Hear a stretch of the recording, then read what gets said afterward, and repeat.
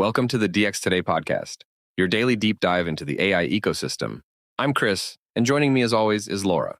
Great to be here, Chris, because today we get to pull apart a number that everybody repeated this week without once stopping to ask what it actually counts. You're talking about the billion.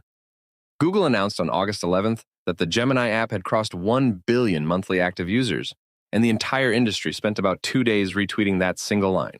Sundar Pichai posted it himself, and Google framed Gemini as the fastest growing product in the history of the company, which is a genuinely remarkable sentence when you consider everything else that company has ever shipped. That's exactly the part that stopped me. This is the organization that built Search, Maps, Gmail, YouTube, Android, and Chrome. Gemini is the 14th Google product across 1 billion users, and they claim it got there faster than all of them. Which is true and also quietly misleading. And I want to spend most of today explaining how both of those things can be simultaneously accurate without anybody at Google technically saying a false word. Let's start with the raw shape of the growth curve, because I think the timeline is the most interesting thing in the announcement, and almost nobody bothered to look at it. A milestone number is a snapshot, but a growth curve is a story about where a product is actually headed. The timeline is the tell. In the second quarter earnings report, Google put the Gemini app at 950 million monthly users. So the final 50 million arrived in roughly 2 months, which is fast but not vertical.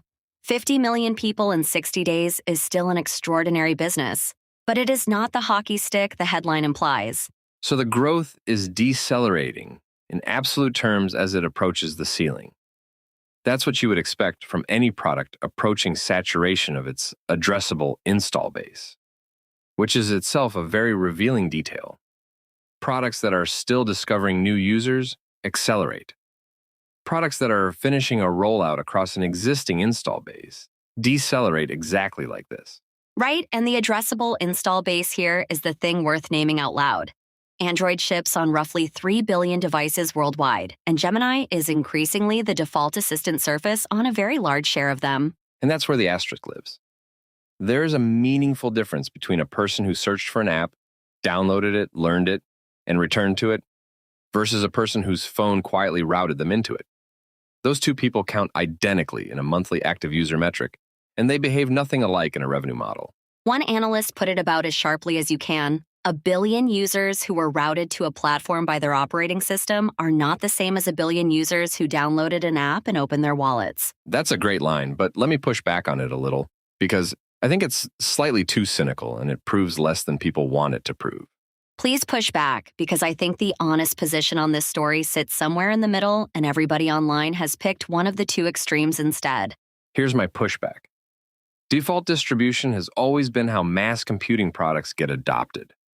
Chrome shipped with search as the default. Internet Explorer won a browser war on pre-installation. Distribution is not cheating, it is strategy.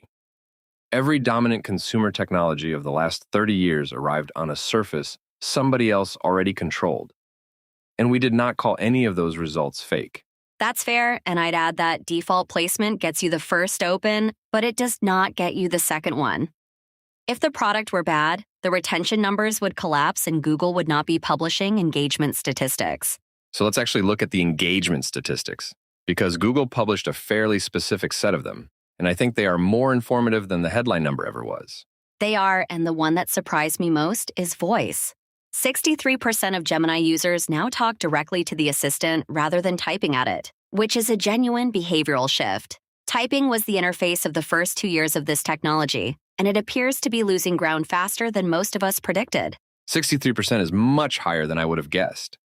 For years, the conventional wisdom was that voice assistants had a hard ceiling because people feel self-conscious speaking to a device in public. The demographic breakdown explains part of it. Google says parents are 43% more likely to use voice for everyday tasks, which makes complete sense if your hands are full and you are trying to cook dinner. That is such a mundane detail, and yet it might be the most important one in the entire announcement, because it suggests real integration into ordinary life rather than novelty experimentation. There's a second engagement number I keep coming back to. 1 in 5 Gemini Live interactions now go beyond voice entirely, using camera feeds or screen sharing to give the model something visual to work with. That's multimodality actually being used rather than demonstrated on a conference stage, which is a distinction the industry has been struggling with for about 3 years now. And the education slice is striking too. Google says 38% of school-related requests include an attachment, meaning students are uploading a worksheet or a photograph rather than typing out their question. Let me ask the uncomfortable version of that. Is that a story about learning, or is that a story about a very efficient homework machine that teachers have not figured out how to handle yet? Honestly, it's probably both, and I don't think we get to resolve that tension today. But the usage pattern is real regardless of whether you think it's pedagogically healthy or a slow-motion crisis. Fair enough. What about the generation side? Because image generation has been the single most visible consumer artificial intelligence behavior since the whole category went mainstream a few years ago. The app now generates more than 150 million images every single day, which is a genuinely enormous number and also a fairly expensive one when you think about the inference costs sitting behind it. Image generation is among the most computationally demanding things a consumer can ask a model to do. That's the thing people forget. Every one of those images is a compute transaction. At that volume, you are running a substantial fraction of your data center capacity on something most users pay nothing for. Which brings us to the number Google did not publish, and I would argue the omission is the actual news story rather than the billion itself. You mean paid subscribers? The announcement is full of engagement statistics and does not contain a single figure about how many of those billion people are actually paying customers. Not one, and the outside estimates are not flattering.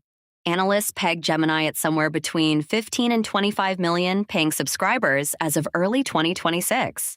Run that as a percentage for me, because I want listeners to hear how small that is against the denominator of 1 billion monthly users. It works out to roughly 2 to 3% conversion, which sits at the low end of the typical 2 to 5% range that freemium businesses generally target. And on revenue? Because conversion rate alone doesn't tell you whether the business is healthy or whether the product is simply priced for a different strategy entirely. Google reported approximately $1.2 billion in Gemini subscription revenue across all of 2025. Against Google's overall scale, that is close to a rounding error on the income statement. Google's advertising business generates that much revenue in a matter of days, not across an entire calendar year. Now here's where I want to defend Google a little, because I think the comparison people are drawing to OpenAI is not an apples-to-apples comparison at all. Go ahead, because I think you're right, and this is the part of the analysis that most commentary this week completely skipped over in the rush to declare a winner. Subscriptions were never supposed to be the primary monetization path here. Google monetizes artificial intelligence through advertising inventory and through cloud infrastructure contracts. The consumer app is a distribution and data asset, not a revenue center. Whereas subscription revenue really is the engine at OpenAI, at least on the consumer side. So comparing revenue per user across those two companies compares two fundamentally different business architectures and tells you almost nothing. Exactly. If Gemini drives more queries into search, keeps people inside Android, and creates enterprise pull toward Google Cloud, then a 2% subscription conversion rate might be entirely beside the point. The subscription line was never the scoreboard anybody at Google was watching.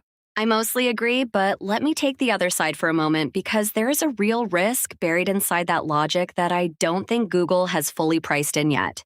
Please, because I was starting to feel like we had talked ourselves into a comfortable conclusion. And those are usually the ones worth stress testing hardest. The risk is habit formation on the wrong surface. If a billion people learn to ask questions inside a chat interface rather than a search results page, Google has successfully cannibalized its own highest margin product. That's the classic innovator's dilemma, restated for this cycle.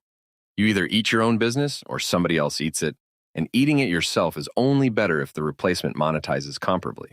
And right now, it demonstrably does not. A search results page with advertising inventory earns far more per interaction than a free assistant response that costs real money and inference to produce. There's one more wrinkle in the numbers I want to flag, because I think it changes how you should read the billion entirely, and almost nobody mentioned it in the coverage. Let me guess, you mean the fact that the billion counts the standalone Gemini application only and explicitly excludes artificial intelligence mode inside Google Search? That's exactly it. Artificial intelligence mode. Inside Search independently serves more than 1 billion monthly active users on its own, which means Google's actual assistant reach is far larger than this announcement suggests. So the headline undersells the true footprint while the conversion rate oversells the monetization problem. Both of the loud takes this week were wrong in opposite directions, which is very typical of this industry. What about competitive positioning? Because ChatGPT crossed the same billion user threshold back in June. So Google is arriving at this milestone second rather than first. Second, but from a completely different starting position. Getting to a billion when you own the operating system is easier. Getting to a billion when you started as a research demo 3 years ago is astonishing. And on iOS specifically, Google reports more than 100 million active Gemini users, which is the number I find most persuasive in the entire announcement. Why that one specifically? I want you to make the case. Because I think you're on to something that the default distribution critique cannot easily explain away. Because on iPhone, there is no default routing advantage. Every one of those 100 million people made a deliberate choice to install a Google Assistant on an Apple device, which is real demand rather than plumbing. They had to open an application store, search for it, install it, sign in, and then keep coming back to it month after month. That's a strong point, and it's the cleanest natural experiment available in the data. Strip away the operating system advantage, and you still find 100 million people choosing the product on purpose. There's also the agent angle, which I think gets underweighted. Google says Gemini can now automate actions across more than 40 popular applications, which is a different product category than a chatbot. And that connects to the recent release of Gemini 3.5 Flash, which is explicitly aimed at coding and autonomous agent workloads rather than at conversational question answering. So the strategic picture is an assistant that is becoming an execution layer, riding on distribution nobody else can match, monetized indirectly rather than through subscriptions, with genuine engagement underneath the inflated headline. That's a fair summary, and here's my one prediction. The number that will actually matter 12 months from now is not monthly users. It's the percentage of interactions that complete a real task. Task completion rather than engagement. That's the metric shift from the attention economy to the agent economy. And whoever publishes it first is probably the one who is winning. Exactly. Google published every metric except that one, and OpenAI has not published it either, which tells you neither company is comfortable with what the number currently looks like. That is a wonderfully cynical note to close on, and I suspect an accurate one. Laura, thank you as always for making a press release considerably more interesting than it deserved to be. My pleasure entirely. And to everyone listening, the next time a company announces a billion of anything, go find the denominator and the number they chose not to publish alongside it. That's all for today's episode of the DX Today podcast. Thanks for listening, and we'll see you next time.